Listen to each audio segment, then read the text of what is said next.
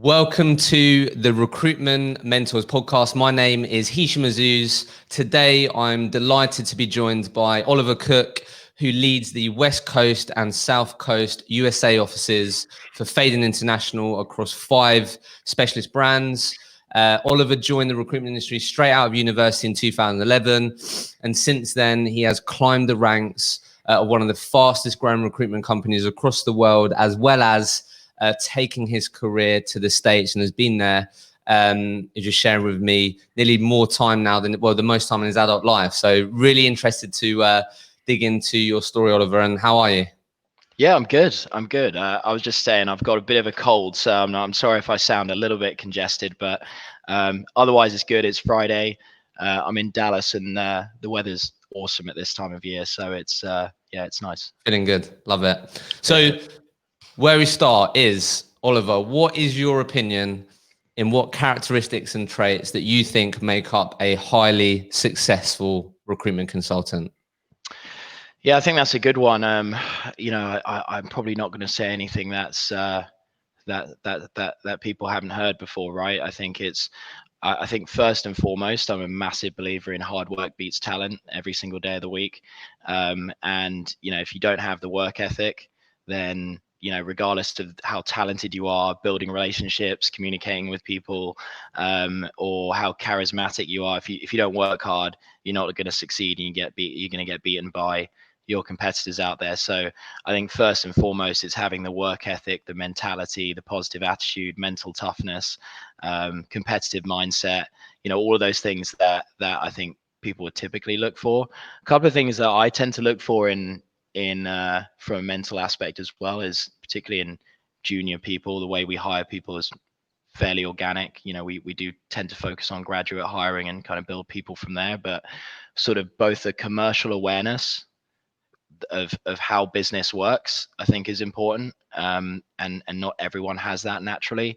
And secondly, sort of a bit of a, particularly if you're in specialist markets, the ability to learn quickly, and the enthusiasm to learn quickly as well. And I think that having sort of that intellectual curiosity to go out there and actually learn your space, learn your market, become an actual expert. We're living in the age of the internet, where there's unlimited resources to learn what you need to. So there's no excuse really in my mind. So I think first and foremost, the mental side and that piece, it's that. In terms of skills, obviously, the ability to communicate, the ability to build relationships, the ability to be authentically yourself, and and persuade and convince people to look at opportunities or use your service, are all important things as well. Interesting. How different, obviously you as a graduate, right? I saw that you went to, is it Portsmouth you went to? Correct. How different you think the graduates are if you look at back who you are in 2011 compared to the graduates that you see now and meet? Do you think, because a lot of people talk about it, right? Snowflake generation, whatever you want to call it. I didn't go to university.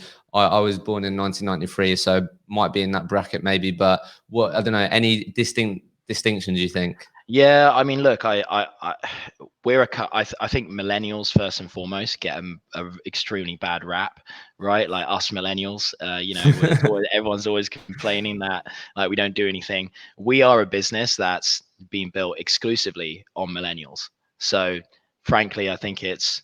Can I swear on this podcast? Yeah, of course you can. Come on. All right, just double checking. I think it's bullshit that millennials don't work hard and don't want to achieve things and be successful. And I think we as a business have proved that, right? We have 800 people around the world, and I'd say the vast majority are millennials, and one of the fastest growing recruitment businesses in the world. So I think certainly our generation has that. I definitely see in like kind of the newer generation coming through. I mean, I think every generation looks down at the generation below and sort of is like, I worked harder than you, and it was much harder in my day. I didn't even have LinkedIn and all the rest of it. But I think if you find the right people, like I'm an optimist, right? Like everyone wants to be successful. Everyone wants to,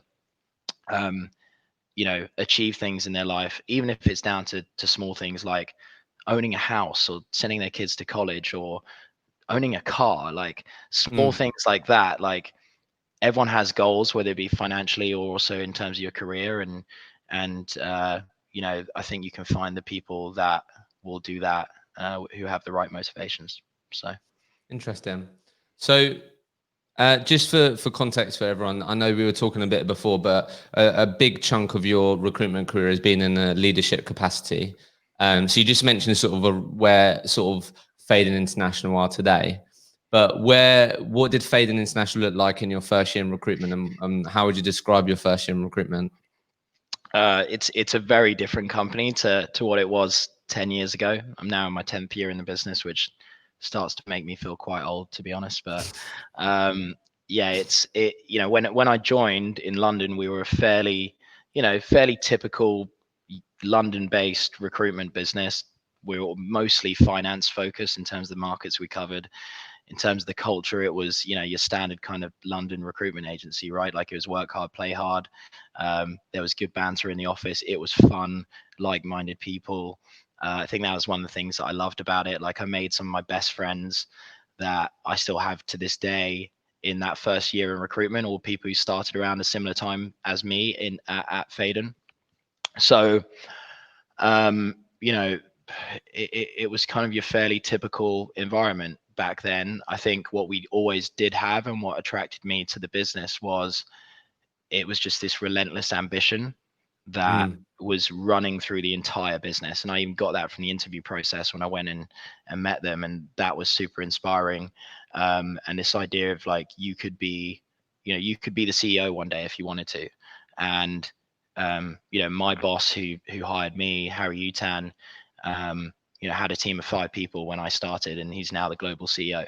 So I think we're one of those businesses where meritocracy is banded around sort of willy-nilly in recruitment these days, and in most businesses, but we are kind of an ultra meritocracy, and that's kind of proved out by the people in the business, And where they are, and yeah. where they are now and how they've stayed with the business and grown with it. In terms of who we are now, we're obviously 800 people, as I said, globally, 12 offices. We're much more corporate than we probably were 10 years ago, which I think is a good thing in a lot of ways. Comes with its own challenges with that, obviously, as well. And as you scale, there's always growing pains. But it's been an amazing journey, and I've been very lucky from my own journey in the business, and I feel very grateful and lucky that I found this company specifically. I've had basically a different challenge and a different role for 10 years now, 10 years in a row, every single year. And it's sort of like, okay, do this role for 3 to 6 months, make it work, probably screw it up a little bit at the start, and then, do it well the next 3 months. And the final 3 months, you finally get it going really well. And then they're like, okay, cool, new year, new challenge, go and do this. And we really do put a lot of faith in young, ambitious people who have shown the ability to step up. And like I said, I feel very grateful and lucky that I found a company like that. So Yeah, I love that. So just to sort of put that together, then, so obviously you're saying, so for the last 8 years, you've been in a sort of hands-off role, yeah, and we'll break that down pretty not much. not not quite. I spent a year and a half in London, and was obviously a biller there, learning the ropes and learning how to do recruitment and learning my market, and then moved to the US in January 2013, and got the chance to build a team as we scaled that New York office from the 5 or 6 of us that moved out here. So did that in my original market, which was quantitative finance, and then took on a wider role within our Selby Jennings brand, which is our finance focused brand. And then, after I took on that wider role of managing a couple of desks, I went hands off at that point. So that was probably about 6 years ago or so. Okay, Um, cool. and yeah, since then I've been mostly hands off, still keep my hand in the game a little bit. You'll prove And it to the people that you can get some deals yeah, on the board. yeah, exactly. And I love the client side of the business and what we do. I get massive buzz off that, and have always been very client facing.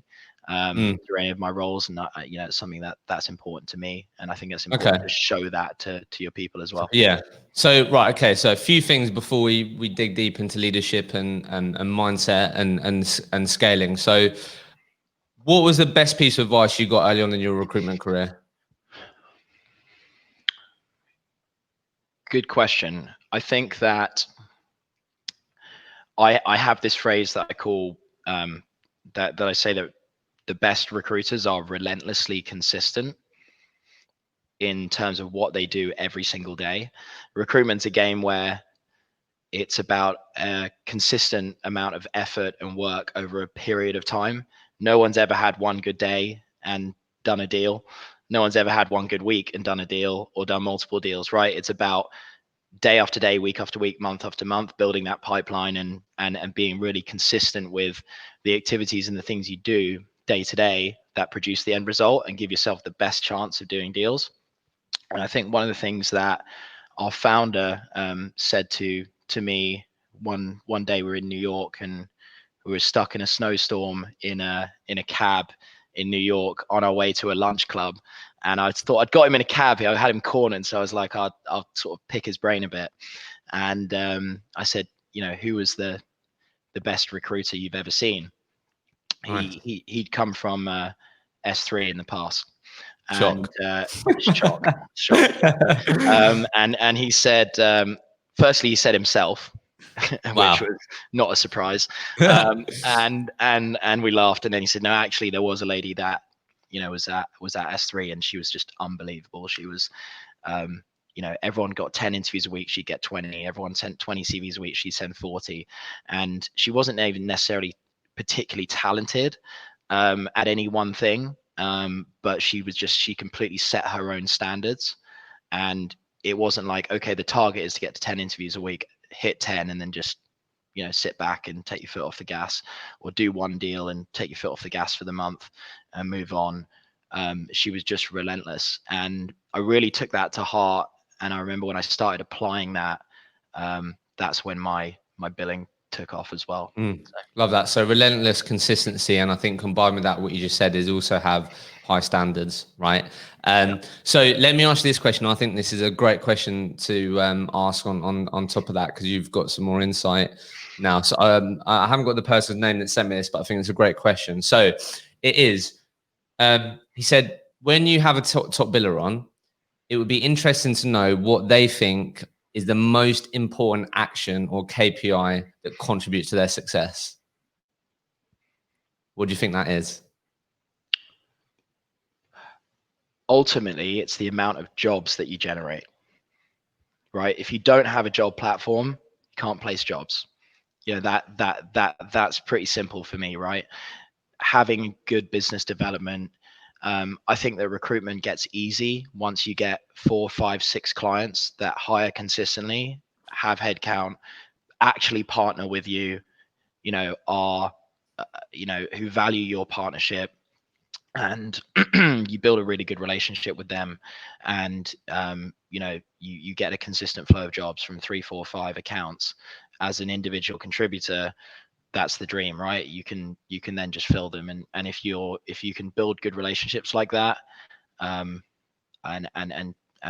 deliver jobs, every day, every week, that fall into your lap, or that generate from the activities you do, that after that, it's fairly simple in my view. So yeah. So it's really interesting that, because I think that's probably, I reckon there'll be a lot of people that weren't recruiters that listened to this that wasn't surprised by that, but it's definitely an area that probably people think that they can develop the most in terms of client development, or they find it the most difficult area. So like, why do you think that recruiters have challenges in that area? Do you think, what are the common sort of hurdles or common obstacles that recruiters face that prevent them from getting to the position that you were just talking about? well, it's hard, right? It's business development is not easy. There's a lot of rejection. You get the doors slammed in your face, and I think it's not easy. I think one of the biggest mistakes that people make when it comes to BD is they get some success with one activity that produces results. For example, I spec candidates out and I get jobs. And then they'll revert back to that because they've had a bit of success doing that, as that they view that as the only way they can pull jobs. Whereas I'm sure if I went through the last 5 deals we rung in Phaidon, out of those 5 deals, that job that was placed was probably pulled in 5 different ways. One might have been a spec, one might have been from a lead, one might have been from a client inquiry direct to us or from a key account that we have. One might have been from a flipping a senior candidate into a client. There are so many different ways to develop business and pull jobs. As a 360 recruiter, I think being able to connect the dots on that's the number one thing that I don't see people doing enough of, is doing enough of business development and keeping with it, because it is hard. People give up on it pretty easily. And 2, doing enough different types of activities that can generate you jobs. Obviously, there's a skill to how you do some of those activities, and you develop that over time. But at the end of the day, it's BD, right? It is a volume based activity. Yeah, no, You've got to do enough of it. I think that's a really good insight that you've shared there on don't be one dimensional with it. That I think that's a really good point. But what because people always want to know, like, okay, Oliver, but what is the most effective way of doing it? People want to know the one way. Do you know what I mean? But like, what have you seen? I guess if you were to put it down to maybe 3 core ways, like, what would you say has been, maybe for you personally or for the highly successful recruiters that you've seen grow? Like, what do you see be the most effective ways of growing clients and growing your client development and network? I don't think there's one silver bullet, right? Like I think that question is the problem, right? Because people think that there's like a silver bullet, there's this one way to pull jobs and develop your business. Ultimately, I think, going back to the point I made before around developing a client into an account that comes back to you.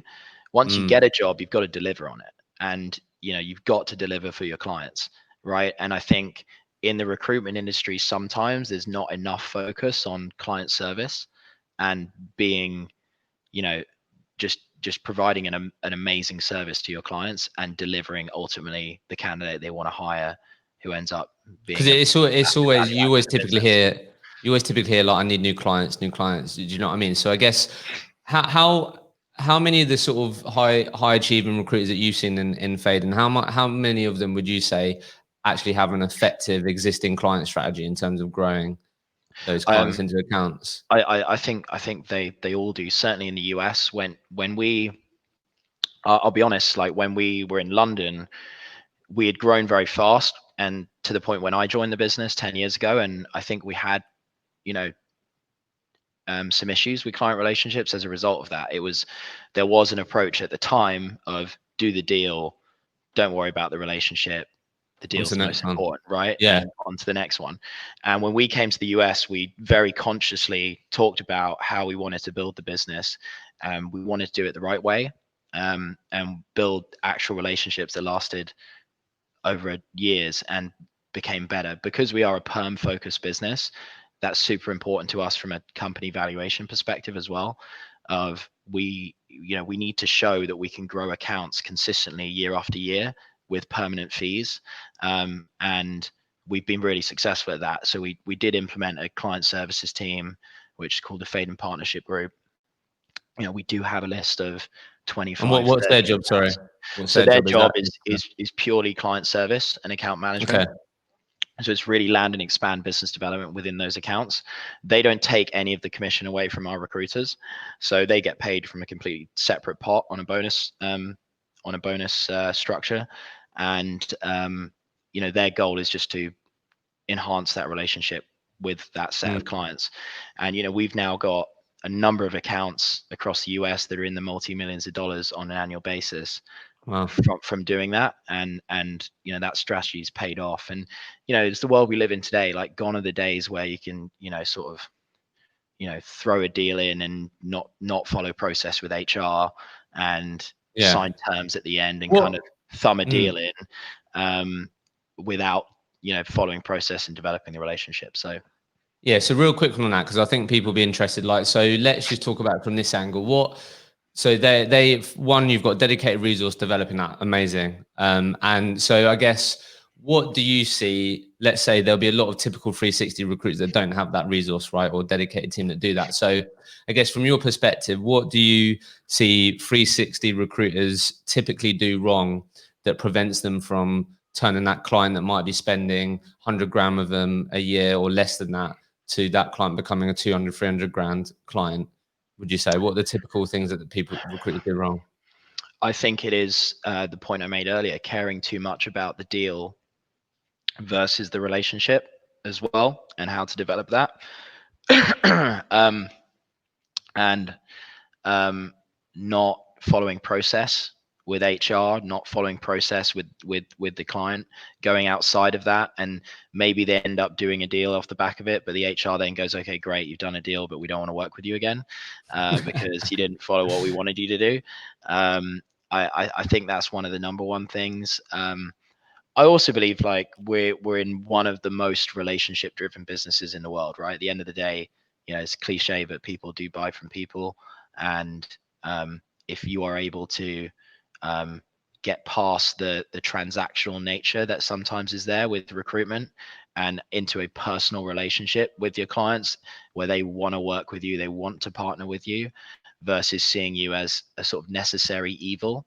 I think that's the key, right? Yeah, for sure.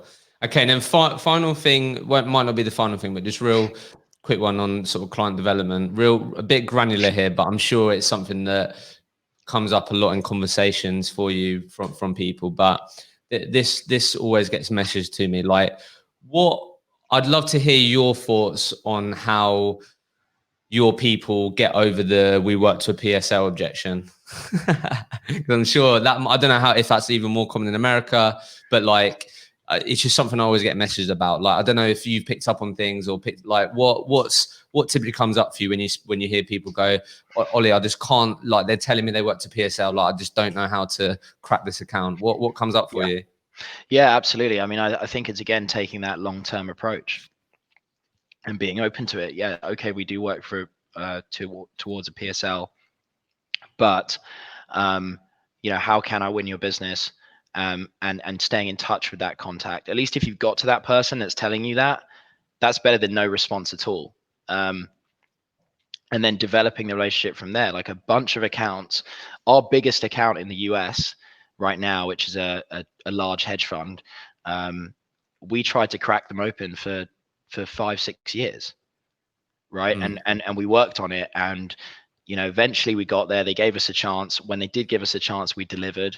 Then we delivered again. Then we built the relationship, and then now we're doing $2+ million a year with that single account.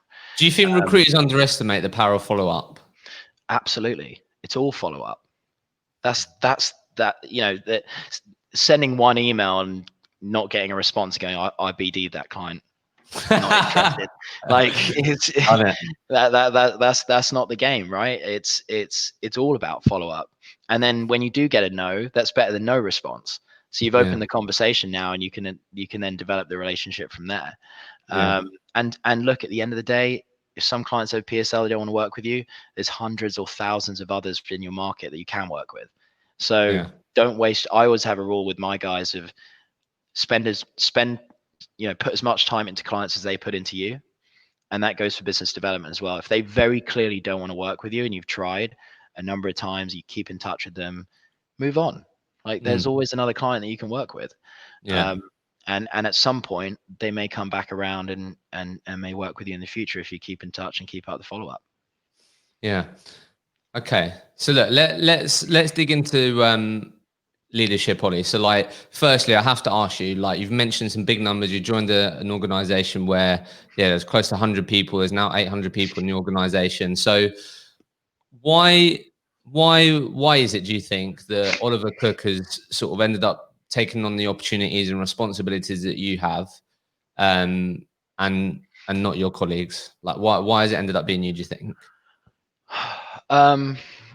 Look, I think, like I said, try and be a bit humble with it. But I am lucky and grateful that I joined the company I did.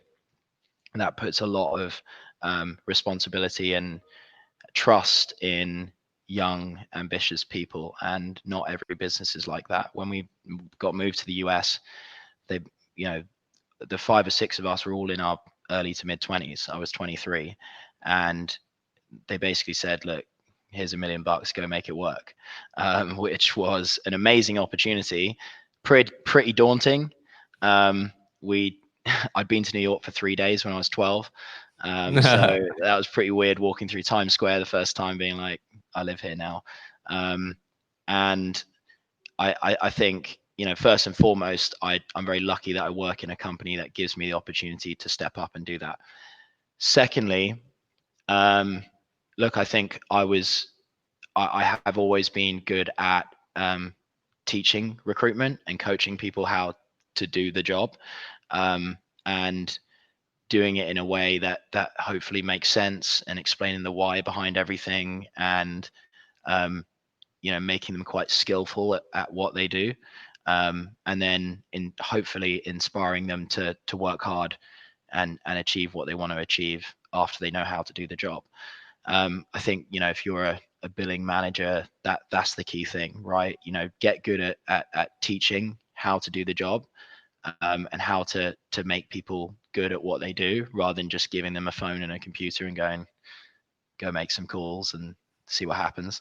And then, afterwards, it's all about inspiring and motivating and encouraging people, and making them better. I think obviously a lot of people get into recruitment because there's a lot of rewards, financially, progression, things like that. I think the best managers that I see are really passionate about developing people.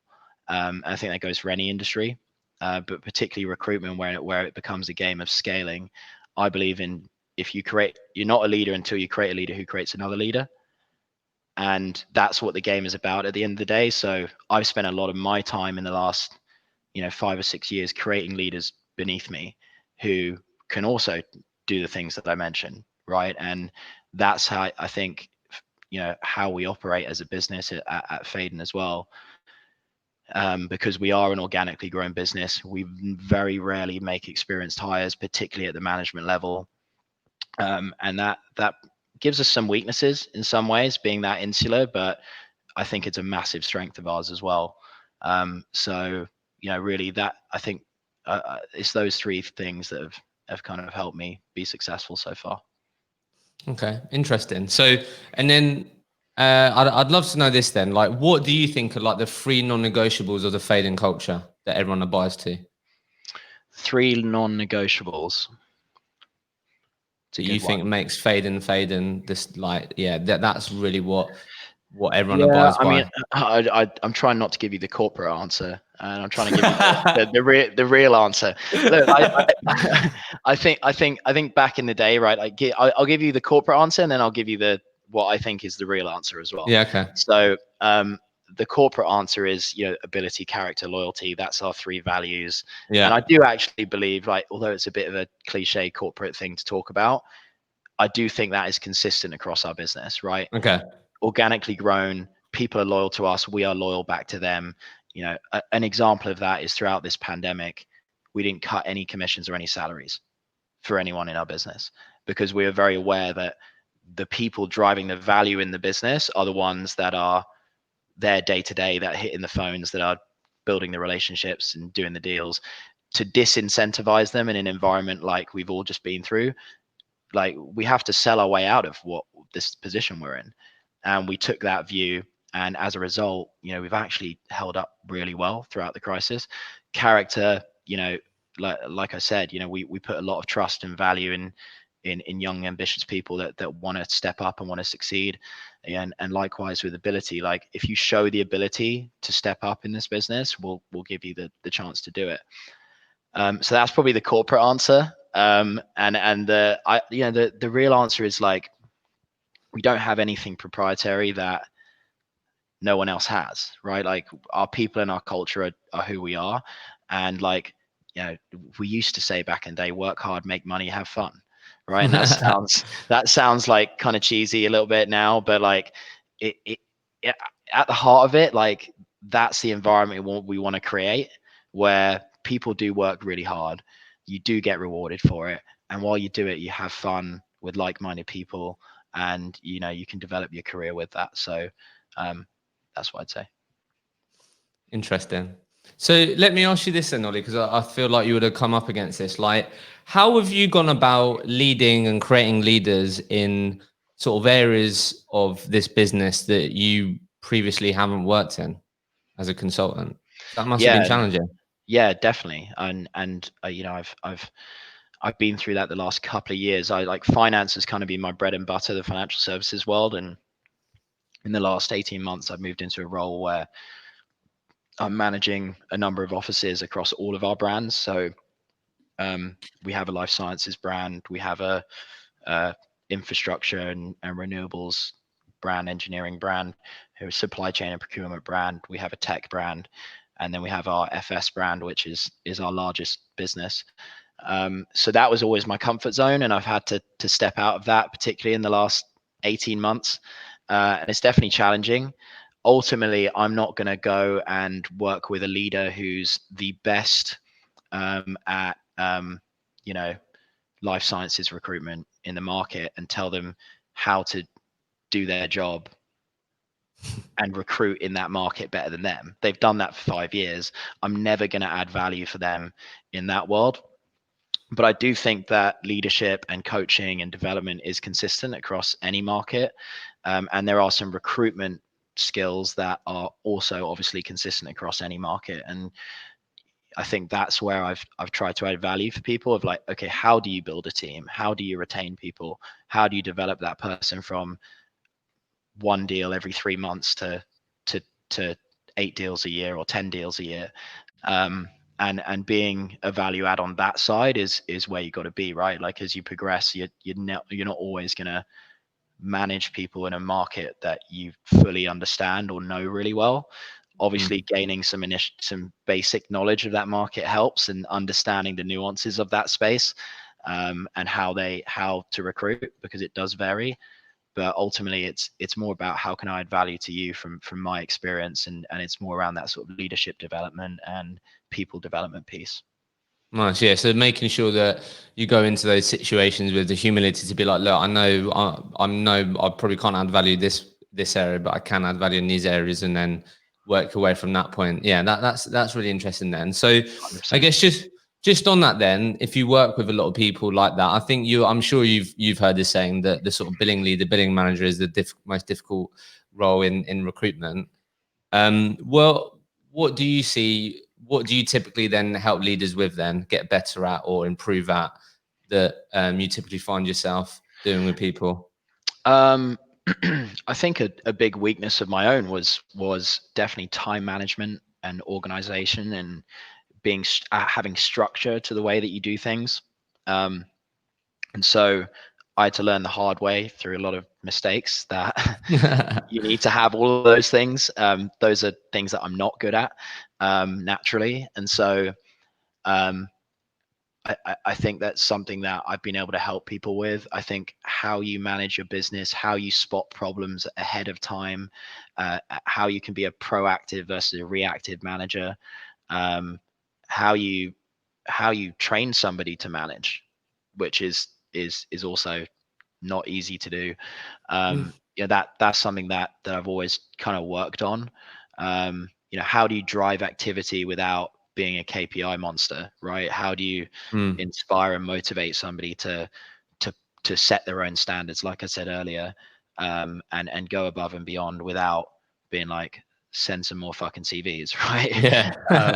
um, and I think there is a skill to that, which hopefully I do. I mean, now and again I may have said that, but we try and avoid that, right? It's more about explaining the why behind things. How can you inspire somebody to go above and beyond versus the stick, if that makes sense? Mm. Yeah, for sure. That was one of the questions that I definitely had down. If you look at your organization and the world that you live in, there's going to be so many systems that Phaidon have, and we have the Phaidon way of doing things, and that would have been a big part as to why you scaled, right? But Absolutely. I think there's then, like, your experience. Sharing, one of the questions I wrote down was like that sort of, you can potentially go too far one side, which is overemphasis on KPIs, which can then potentially be counterintuitive, right, in terms of people's performance and activity. So it's interesting you say that. So I guess this comes up a lot, and it always comes up around drivers, which is typically the word, right? You're saying why, and for them to encourage them to overperform and set their own standards. But I guess, how have you? I'm sure you've obviously put together maybe a bit of a system now, got better at working out how to encourage consultants to find out their drivers or what their drivers are. Like, is that being important, do you think? Yeah, absolutely. I mean, we try to figure that out in the interview process itself, obviously. Excuse me. I think everyone's got to, I think, particularly when you're hiring young graduates, for me, I like to hire people that have a self-awareness where, How do you look for that? so I think, it's asking people, like, do they understand their weaknesses? Like, the typical interview question is, tell me about your biggest weakness. Everyone has a canned answer prepared for that, right? Like you style, oh, I'm a perfectionist, right? Okay, thanks. So I asked them for, name me your top 5 weaknesses, and by 3 or 4, they really have to think about it and they start being honest. Okay. Or somebody that sits there and can't tell me 5 weaknesses. Okay, you're 21 years old, you're a graduate, and you're already the finished article. Probably not the case, right? So that people have a self-awareness, and I think is very important, and people who know themselves tend to understand their why, what gets them out of bed in the morning. And that will change for people over time, obviously, with different priorities and things like that. But we always like to establish that in the interview process. I have this thing that I talk about a lot called the 8 great working habits. Again, it sounds a bit cheesy, but I learned them doing door-to-door sales at university, where I literally walked around with a bag selling makeup, which was Wow. kind of weird and embarrassing at times.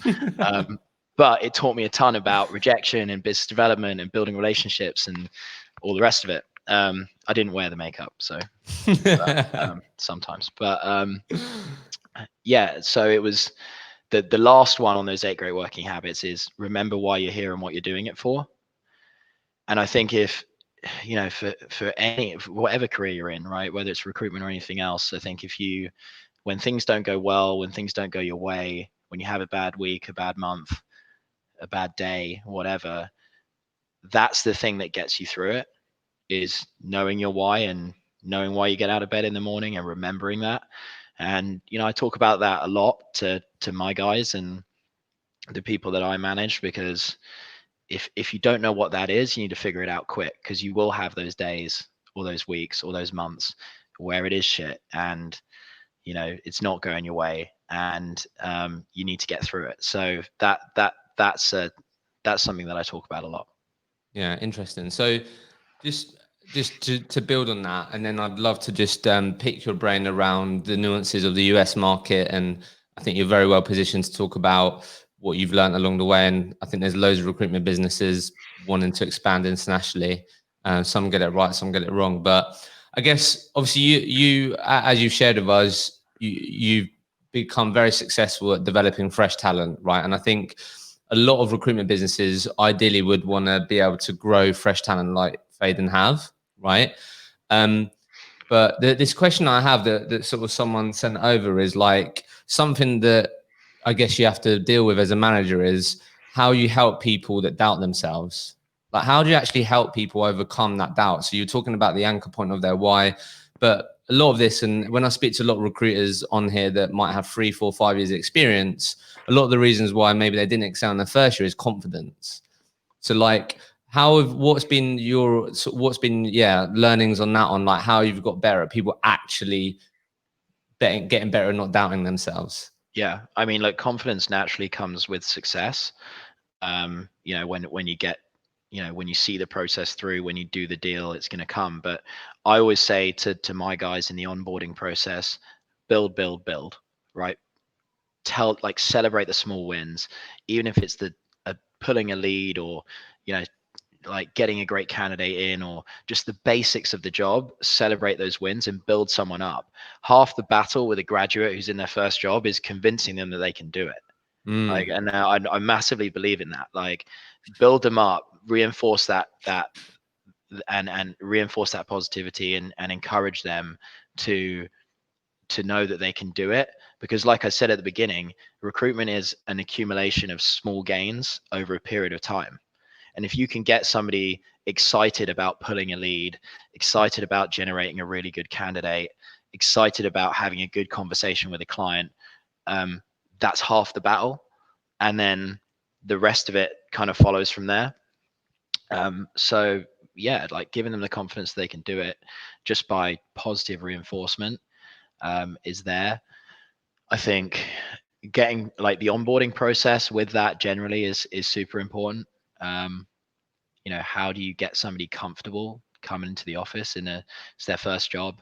How do you get them, like making sure they make friends across the office, right? I said it before, like a big part of who we are is we have fun while we do it. And it's pointless if you're not having fun. So, hopefully, we do a good job of kind of making people feel comfortable when they join us quickly. Um, and if you feel comfortable getting out of bed and getting to the office every morning, and you're making friends and you're enjoying the people around you, the work's going to become more enjoyable as well. So Yeah. those are things I like that. Yeah, build. I really like that. So, Ollie, like, how would you sort of wrap up maybe in like two or three things, like the main differences in terms of the nuances of being a recruit in the American market that people should be aware of if, I don't know, thinking about expanding into America, or are in the process of doing it at the moment? What are the main sort of cultural nuances or differences you think from a recruiter perspective that we need to know about? I think there's a lot. Like we're quite different, us English and Brits versus the US, much more than I realized before I moved here. I think I always say when we moved here, like we didn't know what we didn't know, Mm. and we just sort of like we're a bunch of 20 somethings moved out. I think we had a collective experience across the 6 or 7 of us of like 15 years recruitment experience, like cumulative. We were pretty junior guys, and so like we had to learn from our mistakes pretty quickly, even down to like using American spellings in your emails versus English spellings, like putting a Z in there versus an S and stuff like that, because you do that in the US and some people think you can't spell, right? They don't know that in England we spell it differently. So it's small things like that. What I did love about coming to the US is recruitment is a much less developed market. It's much less saturated, and the industry as a whole is seen as a much more professional industry than maybe it's perceived as in the In the UK. UK, yeah. And clients and candidates treat you accordingly, right? I used that phrase earlier, sort of a necessary evil. Um, I think that's less, that there's less of that perception in the US, and sort of headhunting, as they tend to call it here, or recruitment is seen as as a very professional industry. That is changing as it's becoming more mature here over the last 7, 8 years. In particular, there's a lot of British companies like ourselves and others that have come here and scaled really fast. But I always loved the fact that I felt a bit more respected by a client Yeah. here, and a bit seen a bit more as a partner versus as somebody who's like, I think it's really unfortunate in the UK. Um, Recruitment is amazing because anybody with any background can pick it up and change their lives, um, and if they have the work ethic and the talent to do it. But at the same time, because of those low barriers to entry, there are people that Some probably of the should standards can be low, yeah. that the standards get reduced, and there are people that maybe shouldn't be in the industry, Mm. and it gives the perception that the it gives the industry a bad name at times, and that's a shame because I love the industry. It's certainly like changed my life, and I've seen it change a lot of lives, for whether it be friends or people in our business. But what I think it's quite nice in the US that it doesn't have that perception yet. Mm. And So that's a good thing. are the fees bigger? Yes, so our average deal size in the US is bigger than our average deal size in the UK. Okay. And so, yes, you can generally, I think back to the original point, right? Like, because it's less saturated, there aren't people driving down the fees by undercutting everyone else and reducing the overall standard of the work done. At the same time, I think if you work in markets where it's overbroked, where it is saturated, if you're going to go and do accountancy recruitment in the US, the fees are going to be the same or lower than they are in the UK, or basic IT recruitment.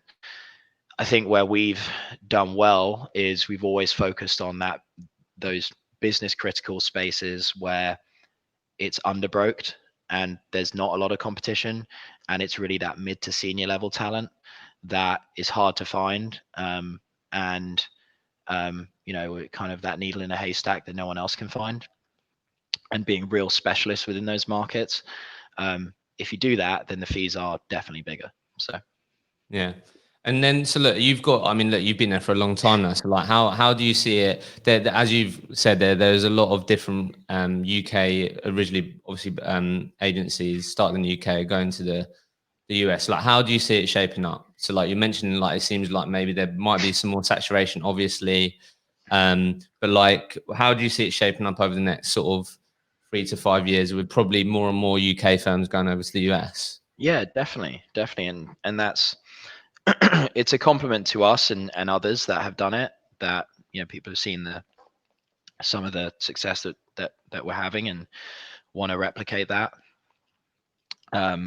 So there will be more competition inevitably, but at the same time, I think that that we've all learned a lot this year Yeah. about us, about ourselves, about our businesses, about the world we live in, and it's been a pretty crazy year for everyone.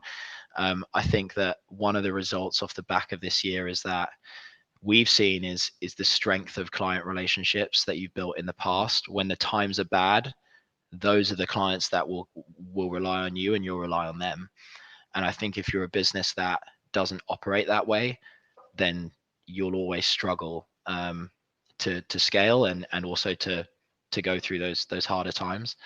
That's definitely something I've learned this year, and it's been a big positive for us as a business as well. So do you think that's where typically UK firms might get it wrong then? Is that not invest enough into the client relationship side? Because isn't it quite the norm then to have the sort of setup that you have in the US, that more sort of 180 model where you have people just focusing on the client side and people focusing on delivery? So do you think that's where people could potentially slip up, is not, yeah, maybe taking the client relationship part for granted or not investing enough in it? Yeah, in my experience, yes. It's again, I said earlier, the fact that we're so insular and we've all grown up in the business. I've done a lot more networking the last couple of years, within the industry than I had prior. But I don't know a lot about how other businesses operate, to be honest. Yeah. And then like I said, that's a strength and a weakness for us.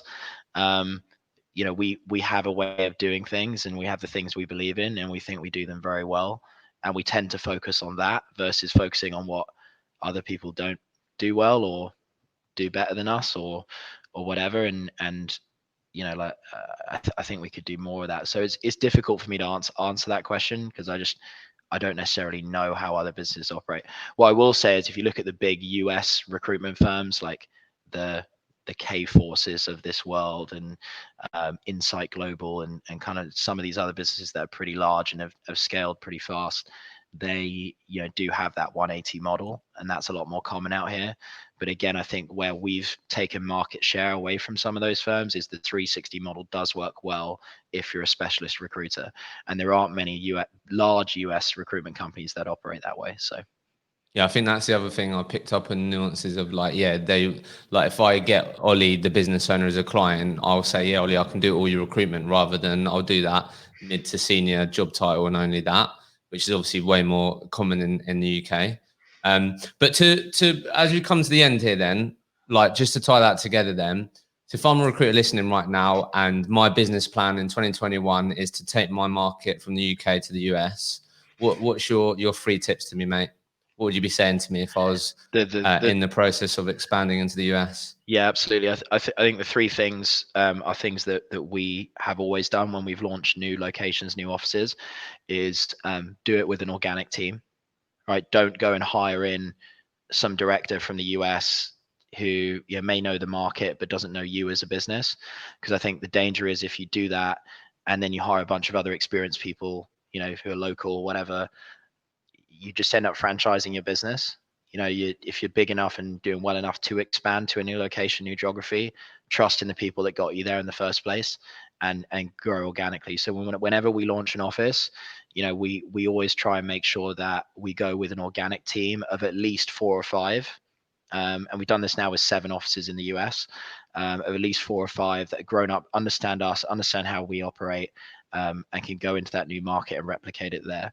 So that's number one. Just quickly, I think it's like be protective of that, because I think you may think you might have the perfect person. You might think you may not view it as a bit of a shortcut, but it might be the quicker route, mightn't it, to go down the route of hiring someone that knows that market. But yeah, be protective of your culture and what you know that works. And go, look, and trust in the people that want to go out there. Hopefully, if you can find them internally in the business and move them out there to start it, because that's how you create we call it like a kind of golden thread within your business where the culture is consistent across lots of locations. And I think where other companies struggle is they go, right, we're going to launch in the US, let's hire 5 locals and try and replicate what we do. It's not going to work because it's going to be franchised. They're going to do it differently. So that's number one. I say number 2 is work in that market from afar, develop a client base and a candidate base, and develop that before you actually land. So again, let's just quickly, I've heard that before. Let's make that a bit clear. Like, I know it's different markets, but what would you say are like the core metrics that you're looking for to be like, you know what? Yeah, I'm confident in that we've got a market there. We're talking, I don't know, X amount of clients. We're talking get your billings to X. You know what I mean? What would you say are the sort of typical barometers that you'd look for to be like, yeah, let's do it? So we tend to look at least $1 million done in that region. Okay. To warrant opening an office and the potential to grow that office to 50 people. I think Nice. Unless you can grow that office to 50 people, like there's not really much point in launching it. You can plant flags. Why 50? Well, I think by 50 you can get the scale where it actually becomes a profit center that's valuable to the business, right?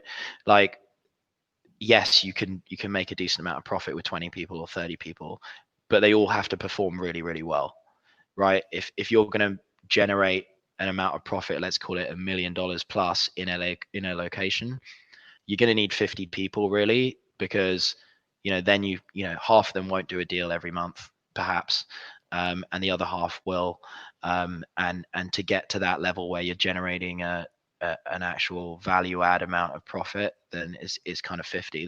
That's what we look for. And then so like doing $1 million before you actually land kind of proves out that concept that it is scalable and you can do it there, and then go with an organic team. Nice. And Third tip then. yeah, What would the final tip then be? The final tip. Third tip, I would say, be open to new ideas and new ways of doing things as well. Like I know that might be slightly contradictory to my first point about keeping that consistent culture, but like at the same time, like we've learned a lot since we came here, and like I said, we didn't know what we didn't know, and we made a lot of mistakes. Like we did screw some things up. Like it hasn't been a smooth ride all along the way, and we've learned a lot from those. Like I said, the culture is different out here. Like we are a different kind of business to the one we are in London and Europe, right? Like we do operate slightly differently. The same values are consistent, but the culture is different, right? Like the culture is different in Hong Kong and Singapore to what it is in New York.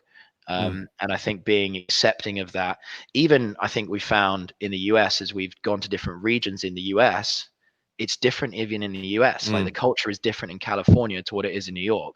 It's different in Texas to what it is in Boston. And so I think having that sort of golden thread, like I said, of values that are consistent and similar ways of doing things, but also being open to managing people and your teams and your business slightly differently based on the culture is important as well. Yeah, so I guess what you're also saying there is respect the culture, isn't it? And don't sort of think or make the decision that it's like it shouldn't be this way. Do you know what I mean? 100%. And yeah, so I really like that. So okay, got 5 quick fire questions for you before we Far finish. away. All right. So first one is, if you could change the industry, what would you want to improve? I said it earlier. I think higher barriers to entry will improve the standards. What book have you read that has had the biggest impact on you? How to Win Friends and Influence People by Dale Carnegie. Yeah, that's an absolute cracker, that one. It's a great one. If you could write a LinkedIn post that could be seen by every single recruitment consultant across the world, what would you want it to say? Good one. I'm going to be kind of like selfish in that I'd like more. Oh, it's not a Phaidon job advert, is it? Oh yeah, I can't really say that, can I? Yeah. I mean, look, like I think we would like to publicize what we've done more. So if I can talk about our journey, a bit like we've had on this hour, while I was really open to doing this, I think that's a big plus, because hopefully, whether it inspires somebody to work in their own company harder and do something different or new, or join us, that's a good thing, right? So yeah, that's fair enough. What did you spend your first biggest commission paycheck on? that's a fun one. So it was funny. So can I tell a story on this? Yeah, of course you can. So I did a couple of deals quite quick in the first few months I joined the business, but they're all 3-month notices.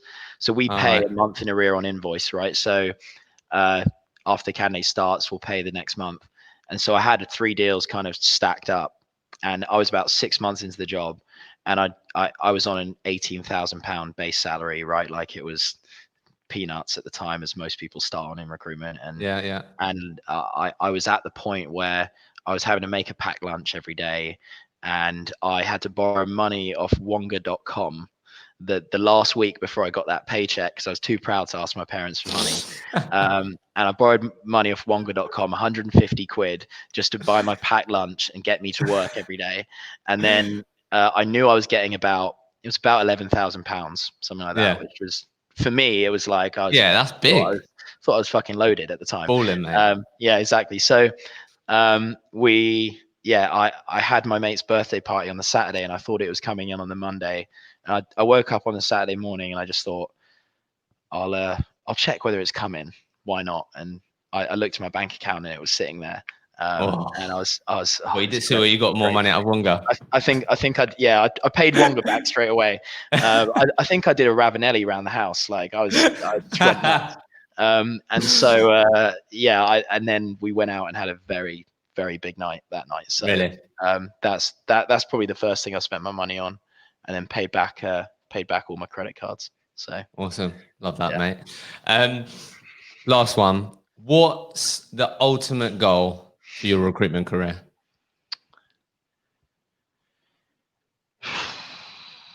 Tough one. It's tough, right? Like, for Mike, I don't know whether recruitment career is the right answer, or career in general. Like, I want the same things as everyone else, right? Like, you want to be rewarded for your hard work, and whether that financially, and through significance and progression, and things like that. That those things are important to me. But ultimately, like, if I look back on my career now so far, and there's a long way to go, but I think we've also, like, impacted a lot of people, whether that be people who've joined us as a business who may have gone and left and gone on to do great things elsewhere, or people that are still with us. And, like, that's something that's personally, like, really inspiring for me day to day now, of like seeing people progress and seeing them succeed, and not just about my own achievements, but like seeing that. And I think, I'm a big believer that, and I talk about this with the managers that I work with as well, of like, be unselfish, be more motivated about their success than your own, because everyone hates that selfish manager that's clearly in it for themselves. And so I think that that's quite a cool thing, and it's kind of intangible to say that, right? You can't really put something specific on that, but being able to look back in 10 years time from now and be like, cool, like all these people that have worked for us or worked with us, or even clients that we've helped like a lot over the years and worked with for years and years, being able to be involved in that, I think is pretty cool. So yeah, amazing. Ollie, it's been an absolute pleasure. Thank you. You too, mate. Thank you very much.